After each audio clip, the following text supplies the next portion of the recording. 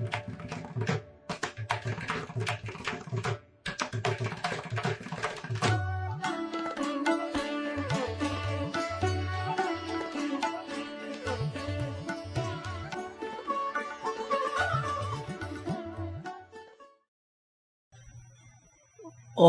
शांति।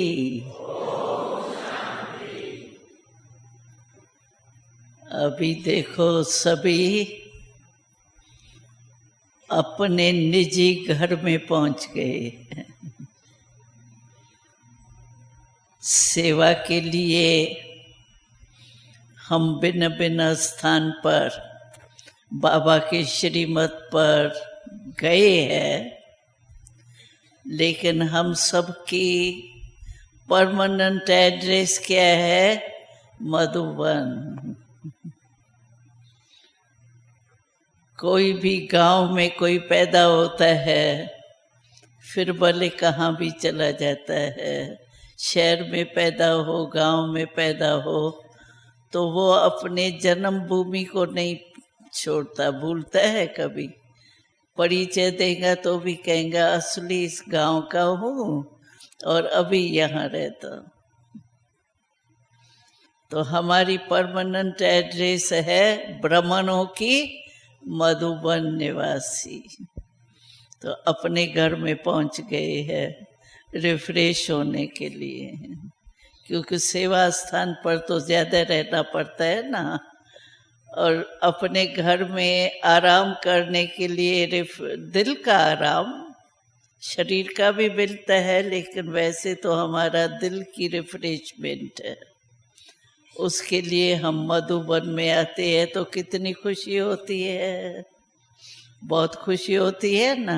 हाँ, इतनी खुशी होती है जो मन सारा टाइम डांस करता रहता है, क्योंकि मन के डांस जो होती है ना, उसमें थकावट नहीं होती, उसमें रिफ्रेश होती है।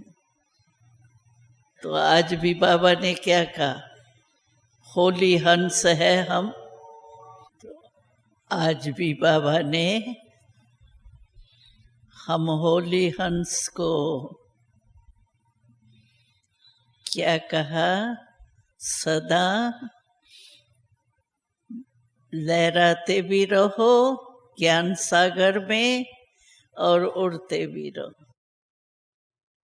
तो बाबा ने बहुत स्पष्ट किया कि सागर में लहराने का मतलब क्या है? मनन करो। सागर में जाते हैं ना तो लहराते हैं, ऐसे ऐसे होता है ना। तो बाबा कहते ये बुद्धि को ज्ञान सागर की लहरों में मनन शक्ति से लहराते रहो।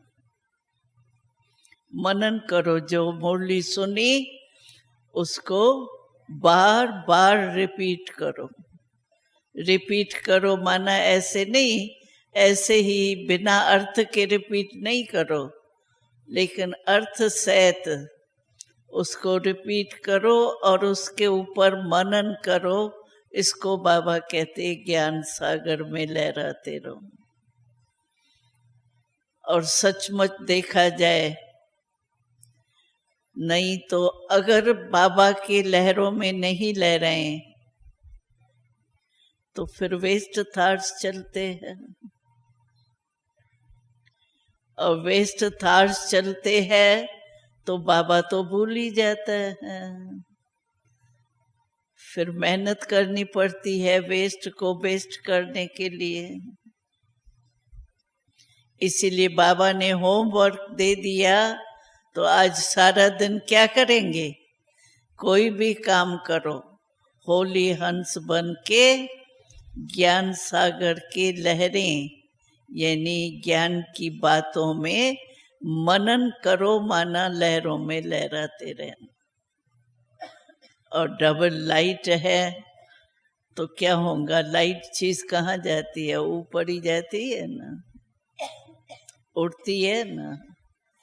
आपके घर में कभी अचानक समझो तूफान बाहर आ गया, आपकी खिड़की खुली हुई है, और तूफान अंदर आ रहा है, तो जो भी हल्की चीज होंगी पहले कागज ही उड़ने लगते हैं, क्योंकि हल्के हैं। तो हम भी डबल हल्के होंगे। दादी के संदेश में भी यही आया ना, तो मुझे अच्छा नहीं लगता है। अभी भी मैं चक्कर लगाती हूँ तो मैं क्या देखती हूँ कि अभी भी बोझ अपने ऊपर रख के बैठे हैं। और बाबा कहता है कि मैं बोझ लेने के लिए आया हूँ। एक मन हमारे सिर पर मन हो, बोझ हो, और कोई हमको कहे हमको बोझ दे दो, तो सोचेंगे कि आप दूं या नहीं दूं। बोझ तो उतारने चाहते ही है। और ये तो भगवान है, दूसरा कोई हो उसमें शक्य हो, पता नहीं बोझ ले ही नहीं जावे हमारी चीज। इसमें तो कोई सोचने की भी बात नहीं। दाता है। तो दादी भी कहती थी, अभी भोग लगाया तो मिली थी ना दादी, तो दादी यही बार बार कह रही थी, इनको बोझ रखने में क्या मजा आता है, तुम पूछना इनसे। बोझ अच्छा लगता है, क्योंकि 63 जन्म रखा है ना सिर पर बोझ, तो शायद बोझ रखने की आदत पड़ गई है, अच्छा लगता है। तो दादी बार बार कह रही थी, बोझ तो छोड़ो ना, छोड़ो तो छूटो। रख के फिर कहते बाबा क्या करूं, बाबा ये हो गया, बाबा ये हो गया। अरे बोझ ही दे दो ना।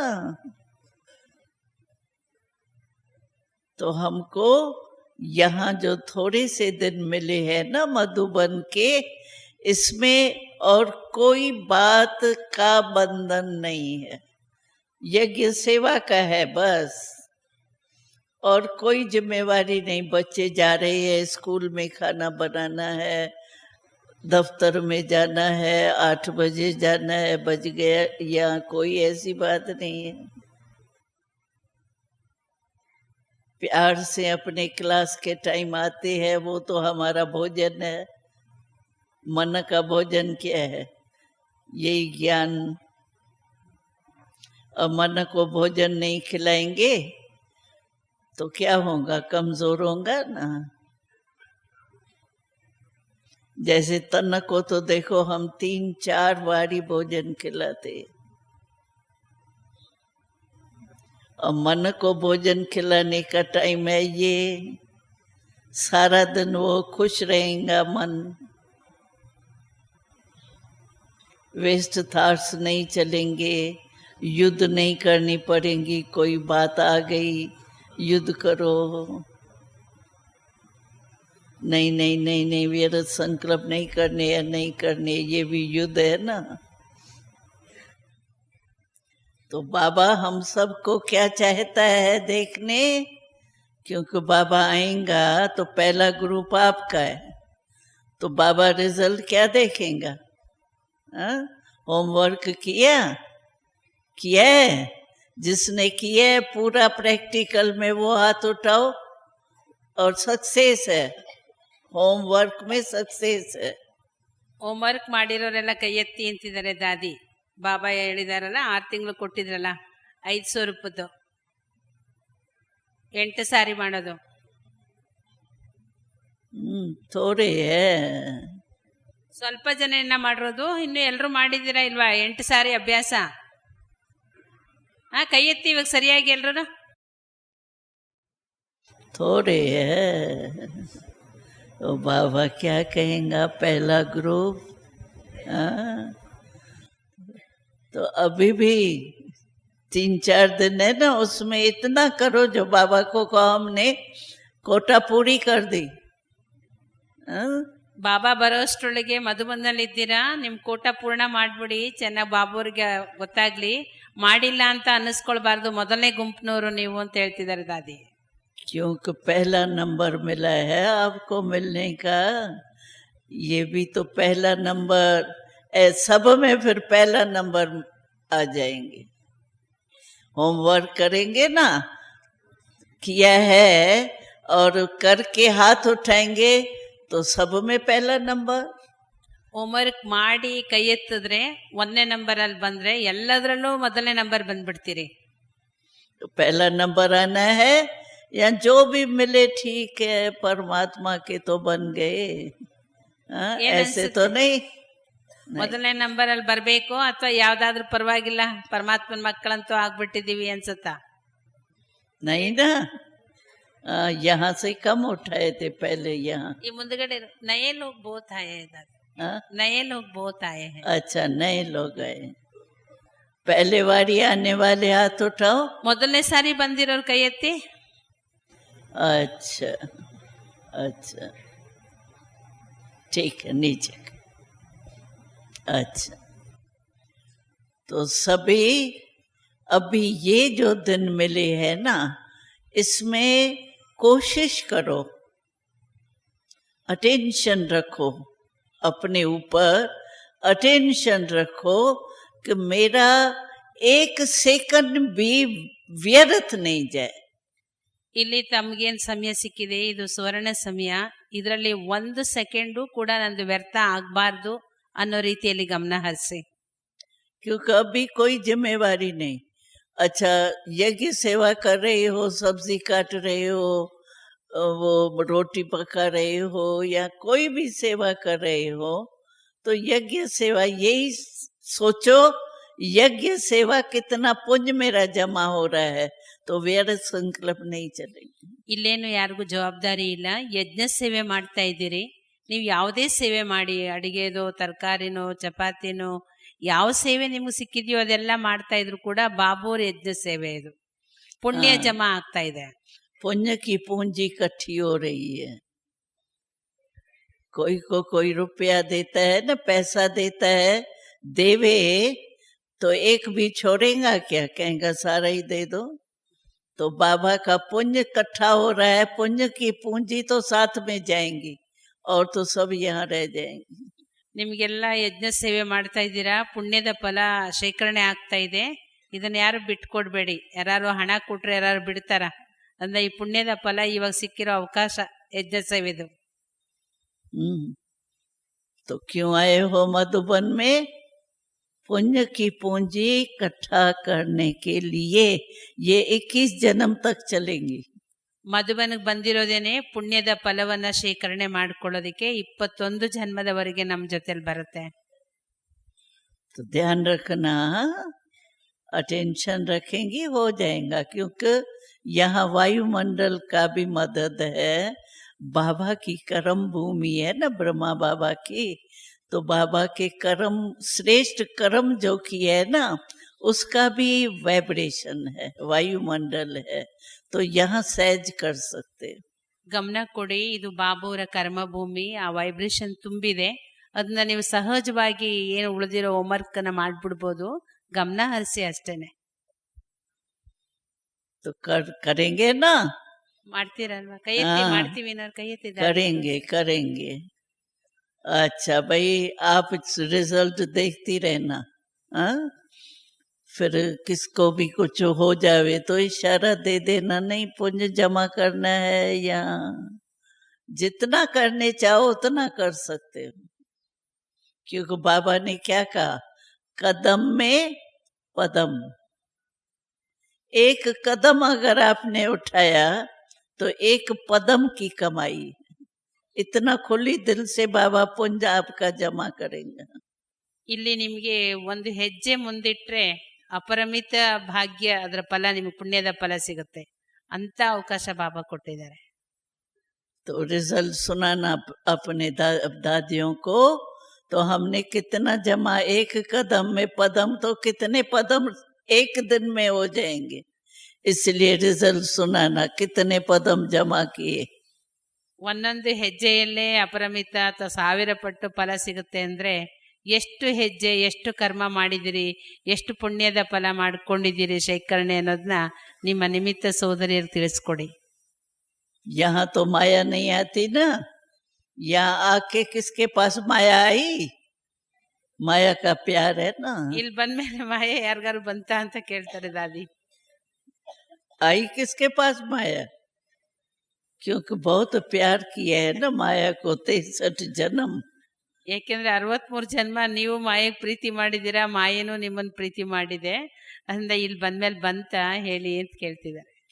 बाबा ने कहा था एक मुरली में, तो माया की है छाया और आपके ऊपर है बाबा के छत्र छाया। ಮಾಯೆ अगर आपके ऊपर छत्र छाया है बाबा की, तो माया की छाया नहीं आ सकती। ಮಾಯೆಯ ನೆರಳಿದೆ, ಆದ್ರೆ ನಿಮ್ಮ ಮೇಲಿರೋದು ಬಾಬುರ ಆಶ್ರಯದ ನೆರಳು. ಯಾರತ್ರ ಛತ್ರಛಾಯೆ ಅಥವಾ ಆಶ್ರಯದ ನೆರಳು ಬಾಬೂರ್ದಿದೆ ಅಂಥವ್ರ ಮುಂದೆ ಮಾಯೆ ನೆರಳು ಬರೋದಕ್ಕೆ ಸಾಧ್ಯ ಇಲ್ಲ.